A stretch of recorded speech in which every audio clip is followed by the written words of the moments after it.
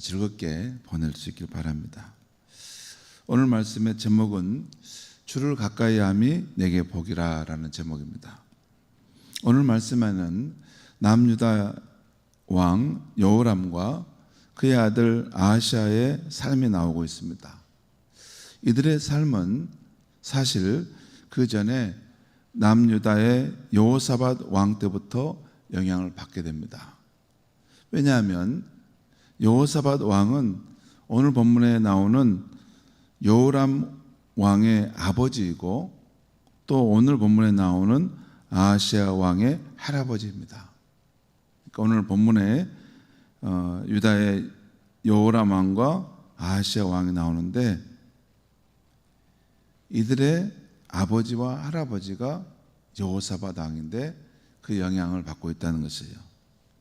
다시 말해 그들의 원조인 여호사밧 왕이 우상 숭배로 유명한 북이스라엘의 아합 왕과 그 왕비 이세벨과 결혼 동맹을 맺습니다. 그 당시는 국토를 확장하기 위해서 왕권을 강화하기 위해서 주변의 나라들과 이렇게 결혼 동맹을 맺어요. 자녀들을 서로 이렇게 주고받고 해서 이렇게 왕과 왕들끼리 서로 이렇게 결탁을 하면 얼마나 힘이 강해지겠습니까? 그랬던 것입니다. 그래서 이 북이스라엘의 아합 왕 또 이세벨의 그 딸인 아달랴를 며느리로 받아들입니다. 그리고 이 딸 아달랴는 이세벨과 똑같이 우상 숭배하고 악행을 저지릅니다. 그래서 그 남편 여호람 왕에게 또 그 아들 아하시아를 우상 숭배의 길과 하나님을 배척하는 길로 가게 만들었습니다. 그러니까 오늘 본문에 지금 이제 남유다 여호람 왕과 아하시아 왕의 이야기가 나오는데, 그리고 이들이 우상 숭배하고 하나님의 길을 떠나는 악행을 하는 일이 나오는데 그 원조가 어디서부터 왔다고요? 그 할아버지, 그 아버지가 전략적으로 그 우상 숭배하는 나라의 그 왕과 결혼을 맺게 하는 일을 했는데 그 며느리가 들어오면서 그 집안에 이런 우상 숭배, 하나님을 떠나는 그런 일들이 일어나게 됐다 그 말입니다. 오늘 본문 16절에 18절 말씀을 제가 읽겠습니다. 이스라엘의 왕 아합의 아들 요람 제5년에 여호사밧이 유다의 왕이 되었을 때, 여러분 열왕기서를 기록할 때는 항상 이게 그 북쪽은 이스라엘, 남쪽은 남유다. 원래 이게 통일 이스라엘인데 두동강이 났다는 거 여러분 아직 기억하시면서 읽으시면 좋은데, 꼭 이렇게 남유다 왕을 소개할 때는 북이스라엘에는 암무함무게가 왕일 때 남유다에는 누가 왕이 되었더라 이렇게 나옵니다. 또 반대로 북쪽의 왕이 세울 때는 남유다에는 암무함무게가 왕일 때 북쪽에서 누가 왕이 되었더라 이렇게 표현이 나와요. 그러니까 오늘 본문에 보면 뭐라고 하나요? 이스라엘, 북이스라엘 말입니다. 북이스라엘 왕 아합의 아들 요람 제5년에 여호사밧이 유다 남유다의 왕이었을 때 유다의 왕 여호사밧의 아들 여호람이 왕이 되니라. 여호람이 왕이 될 때에 나이가 32세라 예루살렘에서 8년 동안 통치하니라. 그가 남유다 왕 여호람, 그가 이스라엘 왕들의 길을 가서 아합의 집과 같이 하였으니, 그러니까 북이스라엘 왕들의 길을 따라갔다는 것이에요. 주로 북이스라엘이 우상 숭배와 하나님을 배척하는 일을 많이 했는데 그쪽을 따라갔다는 것이에요. 그런데 이는 아합의 딸이 그의 아내가 되었습니다. 그러니까 가장 우상 숭배를 많이 했던 아합 왕의 딸이 이 여호람 왕의 부인이 되었다는 것입니다. 그가 여호와 보시기에 악을 행하였으나, 다시 19절을 보겠습니다. 여호와께서 그의 종 다윗을 위하여 유다 멸하기를 즐겨하지 아니하셨으니 이는 그와 그의 자손들에게 항상 등불을 주겠다고 말씀하셨습니다. 유다 왕 여호람 왕이 우상 숭배와 하나님 배척하는 길을 갔지만, 여기 보면 여호와께서 다윗 왕, 그의 종 다윗 왕, 그의 다윗을 위해서 유다를 심판하기를 즐겨하지 않았다는 거예요. 그러니까 다윗 왕이 잘 믿었기 때문에, 하나님을 경외하고 잘 생겼기 때문에, 다윗 왕 때문에 하나님께서 유다가 비록 죄를 짓고 악행을 했지만 심판하기를 원하지 않으셨다는 거예요.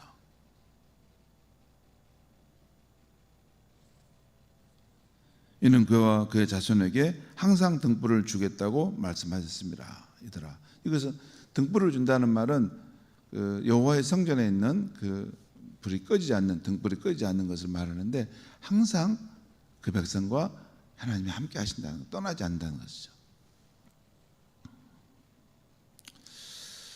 자, 여호와 하나님께서 그런 여호람 왕의 악행을 보고, 우상 숭배를 보고 심판을 안 하시지만, 멸망시키지는 않지만 징계는 또한 행하십니다.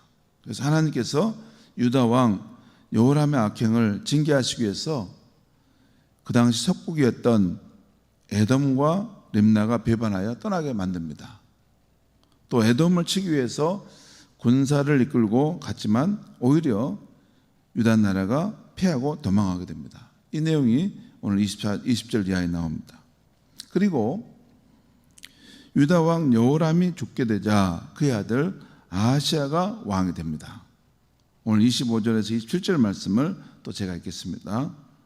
이스라엘 왕 아합의 아들 요람 제12년에, 또 여기 북쪽 이스라엘 왕이 있은 아무개가 왕이었을 때, 이쪽 남쪽 유다 왕에는 여호람의 아들 아하시아가 왕이 되니, 26절입니다.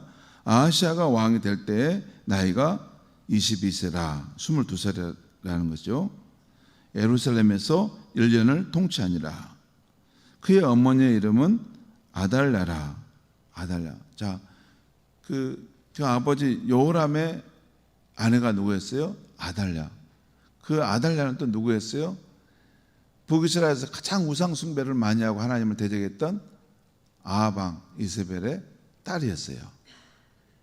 그러니까 거기서 낳은 아들 아하시아가 또 왕이 된 거예요. 그 어머니 이름은 아달랴라. 이스라엘 왕 오므리의 손녀이었더라. 27절 보겠습니다. 아하시아가 아합의 집길로 행하여 아합의 집과 같이 여호와 보시기에 악을 행하였으니, 여러분 성경에 그 열왕기하 이런 데 보면 아합의 길로 행했다 또는 여로보암의 길로 행했다라는 것은 우상 숭배하고 하나님을 떠나고 악행을 행했다라는 그런 뜻입니다.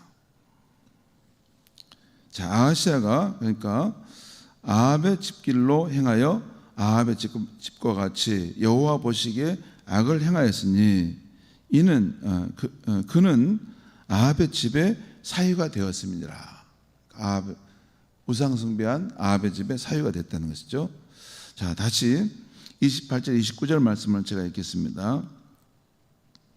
28절입니다. 그가 여기는 아하시아, 유다의 아하시아 왕이죠.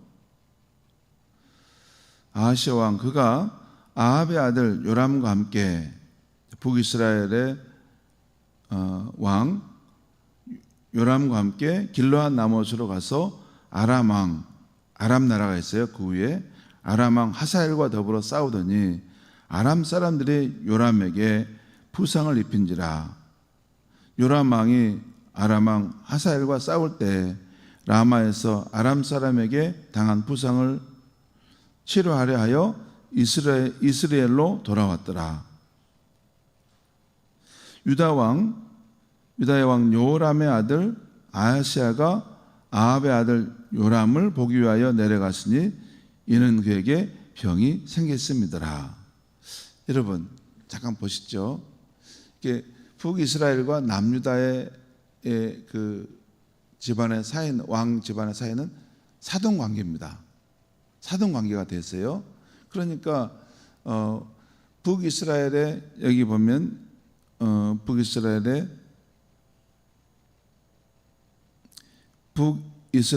그 요람 왕과 남쪽에 남유다의 아하시아 왕은 사실 외삼촌과 조카의 관계예요. 외삼촌과 조카. 왜냐하면 북이스라엘의 그 아달랴라는 그 아합 왕의 딸이 이쪽으로 시집을 왔잖아요. 그러니까 남유다의 그 왕가의 왕비가 됐죠. 근데 그 왕비가 돼서 또 자식을 낳았잖아요. 그 자식이 아하시아가 됐는데 이 아하시아가 남유다의 왕이 된 거예요. 근데 저 북쪽에는 누가 했냐면 그 아달랴라고 하는 뭐죠? 그와 함께 형제 자매했던 그 요람이 거기 또 왕이 됐어요. 그러니까 외삼촌과 이쪽에는 조카가 이렇게 돼 있는 거죠. 그러니까 외삼촌이 아람 나라와 전쟁에서 상처를 입었으니 가만히 있겠어요? 그래서 조카가 그 외삼촌을 위로하라고 간다고 간 것이에요. 예, 제가 다 연구해서 말씀드린 겁니다.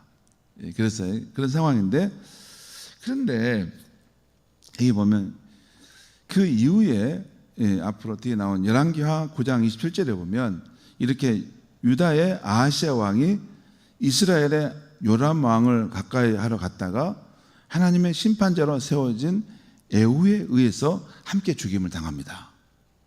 지금 이게 이제 마지막 결론이에요. 함께 죽임을 당한다는 거예요. 성도 여러분, 오늘 아침 말씀에서 우리가 얻게 되는 영적 교훈은 무엇입니까? 예, 한 두세 가지 있을 수 있어요.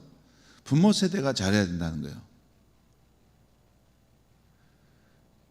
여기 보면 유다 왕 여호사밧이 결혼 동맹을 맺어서 우상 숭배하는 그런 가정과 이렇게 연결이 됐을 때 그 후손이 계속 영향을 받아서 이런 고통을 당하는 것을 여기 보면 나오지 않습니까? 부모 세대가 이렇게 하나님을 경외하고 하나님을 잘 섬기는 믿음을 가질 때 그 후손에 좋은 영향을 받게 된다는데 반대도 해당되는 거죠. 여러분, 좋은 영향을 받은 것은 그거죠. 이게 남유다가 잘못했는데 다윗 왕으로 인해서 하나님이 그 나라를 멸하기를 원치 않았다라는 거죠. 참 부모 세대가 하나님을 경외하고 잘 섬기는 것, 또 그렇지 않느냐 하는 것이 후대의 그런 자손들에게 영향을 미치고 있다는 것이에요. 여러분, 우리가 인생을 살아보면 이건 너무나 잘 알죠. 우리 자녀들 보면 가만히 보고 있으면 우리가 살아왔던 삶을 본받고 있는 면들이 있다라는 생각이 들지 않습니까? 우리가 하나님을 잘 믿어야지, 하나님을 진실로 정말 공경하고 참된 백성으로 살아갈 때 우리 자녀들이 그 길을 따라온다는 것입니다. 그 다음에 또 한 가지 오늘 굉장히 중요한 것인데, 두 번째는 사람이 누구를 가까이 하느냐에 따라서 그 영향을 받게 되어 자신뿐만 아니라 그 후손의 삶까지 복과 화를 맺힌다는 것입니다. 오늘 이야기는 이전에 유다의 여호사밧 왕이 이스라엘 아합 왕과 이세벨과 가까이 했던 것이 그 아들 여호람과 그 손주 아하시아에게 악한 영향을 미친 것이라는 것입니다. 그 아들과 그 손주들이 패망하게 된 중요한 원인이 됐다는 것이에요. 그것을 오늘 지금 열왕기하 기자는 지금 이걸 글을 통해서 보여주고 있는 것입니다. 시편 1편 말씀에 복 있는 사람은 악인들의 꾀를 따르지 아니하며 죄인들의 길에 서지 아니하며 오만한 자들의 자리에 앉지 아니하고, 이런 표현이 있어요. 오늘 이 아하시아 왕 보면 자꾸 이렇게 우상 숭배하고 하나님을 향해 악행하는 그런 집안의 사람과 가까이 하는데, 거기 가서 그 옆에 서 있고 거기 가서 함께 그 자리에 동행했다는 것이에요. 자, 복 있는 사람은 그러한 길에 서지 않고 그런 자리에 앉지 아니하고 오직 여호와의 율법을 즐거워하여 그 율법을 주야로 묵상하는 자로다. 그리고 이런 복 있는 사람은 시냇가에 심은 나무와 같은데 그에 반해 악인은 바람에 나는 겨와 같도다.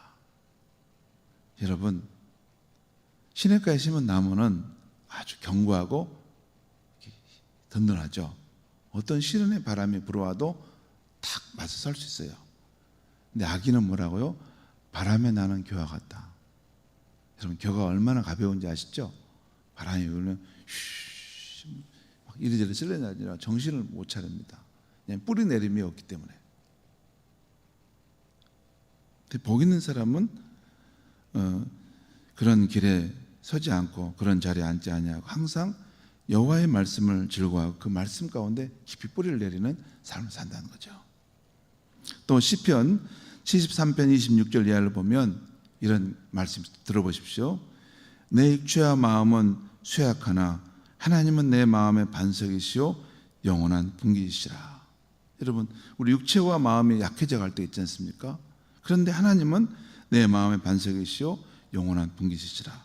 무릇 주를 멀리하는 자는 망하리니 하나님께 가까이 함이 내게 복이라. 내가 주 여호와를 나의 피난처로 삼아.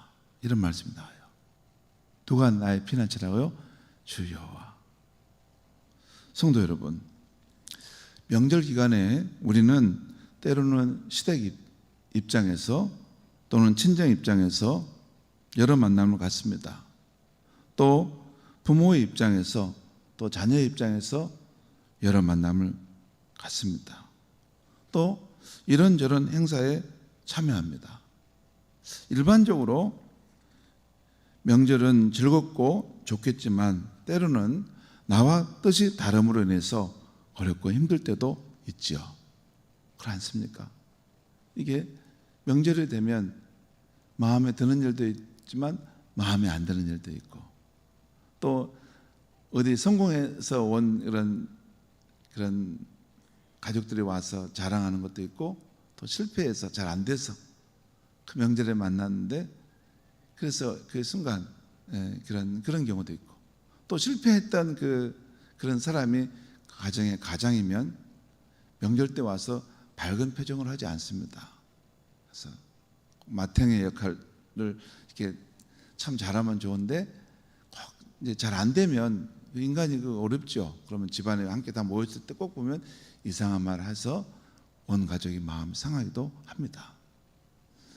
진짜 명절 때는 이렇게 흩어져 살던 이런 형제 자매들 다 모이기 때문에 서로 전혀 생각이 다르고 또 살아가는 환경이 다르지 않습니까?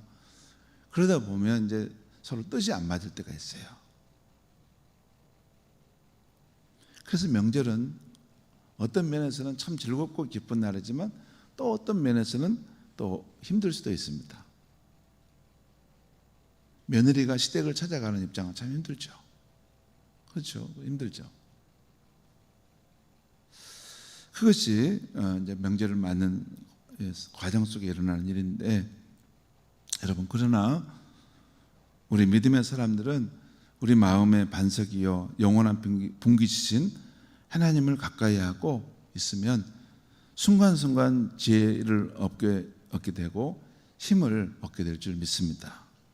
명절에 분주하겠지만 그래도 순간순간 하나님의 말씀을 가만히 있고 묵상할 수 있기 바랍니다.